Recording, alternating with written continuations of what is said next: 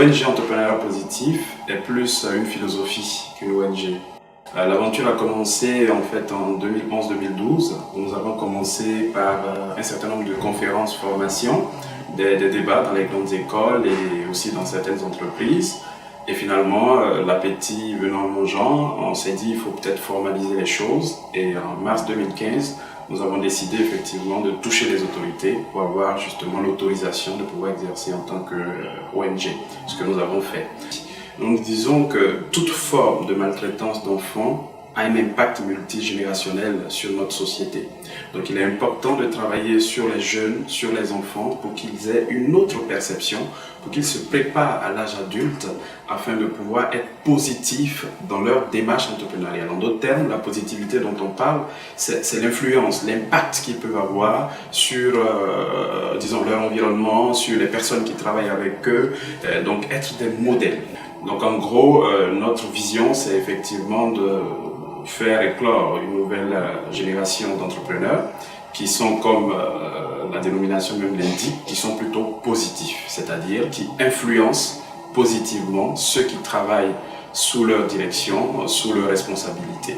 Donc nous travaillons vraiment sur l'homme, c'est pourquoi justement notre slogan dit « Bâtir un homme, c'est bâtir l'humanité ». Nos missions, c'est bien entendu lutter contre la maltraitance des enfants par la promotion d'un entrepreneuriat spécial, l'entrepreneuriat positif. Alors lorsqu'on parle généralement d'entrepreneuriat, c'est un peu l'action d'entreprendre, hein. C'est tout de suite poser des actions. Donc il faut être dans l'action quand on parle d'entrepreneuriat.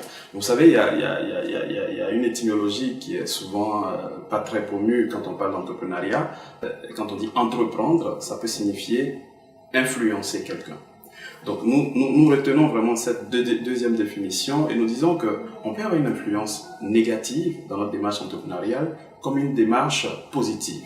Je vous donne un indicateur. Vous voyez, la plupart des entreprises, les spécialistes disent plus de 60 à 70% des entreprises qui sont créées, par exemple en Côte d'Ivoire, meurent dans leur dans leurs 3 premières années d'existence. C'est un indicateur fort. Et généralement, l'élément central, c'est le management qui est fait, c'est le manque peut-être de leadership dans la gestion, disons, des équipes. Et nous nous sommes dit, il faut commencer à fabriquer des personnes qui vont devenir des entrepreneurs positifs. Donc, il faut d'abord les développer personnellement, il faut travailler sur l'homme, et j'en reviens encore à notre slogan qui est « Bâtir un homme, c'est bâtir l'humanité ». Si nous voulons une humanité forte, nous voulons une Côte d'Ivoire forte, une Afrique forte, il est important de travailler d'abord sur l'homme, il faut changer l'état d'esprit. D'où, disons, notre appellation, notre dénomination qui est « Entrepreneuriat positif ».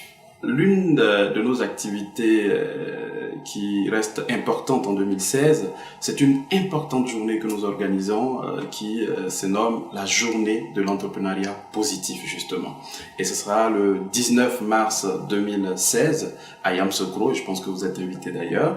Et cette journée va voir justement l'intervention d'un panel composé de 3 experts en matière d'entrepreneuriat, en matière d'expérience même entrepreneuriale, parce qu'il y a un PDG qui a au moins 3 à 4 entreprises à son actif, qui intervient à l'international et qui viendra justement partager son expérience avec l'auditoire. Et vous avez un autre qui justement parle de la discipline dans l'entrepreneuriat, et donc on aura 3 personnes vraiment de haut calibre qui vont intervenir, entretenir le public. En tout cas, le but de la journée, c'est faire toujours la promotion de l'entrepreneuriat de façon générale, mais de l'entrepreneuriat positif de façon spécifique. Bien entendu, nous avons en perspective de répéter cette action dans plusieurs villes de la Côte d'Ivoire et pourquoi pas, après les grandes écoles, redescendre par des jeux de gestion d'entreprise au niveau des lycées. Et vous savez qu'aujourd'hui, en Côte d'Ivoire, même le système éducatif intègre justement cette composante de l'entrepreneuriat et nous pensons que nous suivons cette mouvance-là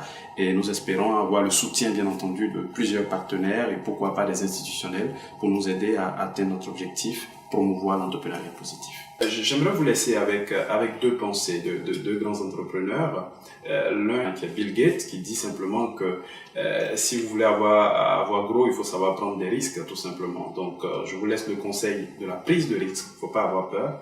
Entrepreneuriat positif, quand le virus nous a piqué, on a créé l'organisation. Aujourd'hui, nous avons des entreprises qui nous accompagnent pour nos activités. Alors, si nous étions restés dans notre coin sans prendre le risque de le faire, certainement nous n'allons pas mettre en place cette idée.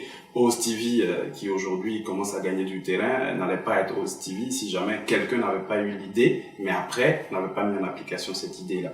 Je vais vous laisser aussi avec une deuxième pensée, celle de Jim Rohn, qui est un Américain, un grand entrepreneur aussi, qui disait simplement que l'éducation formelle va faire de vous un salarié, mais l'auto-éducation va faire de vous un riche. Je pense que tout le monde aspire à une certaine richesse, à une certaine prospérité positive, et donc ça veut dire il faut se développer personnellement quand il parle de l'auto-éducation. Moi aujourd'hui, je suis quelqu'un, je ne pouvais pas regarder quelqu'un droit dans les yeux et parler. Je ne peux pas parler devant deux personnes, je tremblote comme un animal mouillé, mais aujourd'hui vous voyez, j'arrive à parler un peu plus aisément. Eh bien, je pense que c'est le développement personnel. Je ne l'ai pas appris à l'école. Donc, c'est dire que je vous invite à le faire. N'hésitez pas, entreprenez, formez-vous, côtoyez justement des personnes qui ont déjà réussi. Vous allez certainement, comme le disait quelqu'un qui intervenait tout à l'heure, arriver à les modéliser, à comprendre leur programme et à pouvoir appliquer tout simplement ce programme-là comme en informatique simplement. En tout cas, merci beaucoup et puis bon vent à vous dans toutes vos activités et que Dieu bénisse Host TV.